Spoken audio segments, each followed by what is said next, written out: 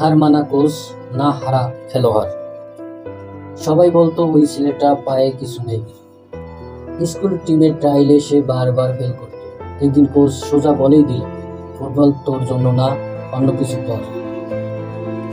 সেদিন ছেলেটা কিছুই বলেনি, চুপচাপ মাঠ ছেড়ে দিয়েছিল। কিন্তু রাতে সে ঘুমায়নি। পরের দিন ভোরে খালি মাঠে একা একা বল নিয়ে অনুশীলন। বৃষ্টি, রোদ, কাদা কিছুতেই তাকে থামাতে পারেনি। মাসের পর মাস কেটে গেল।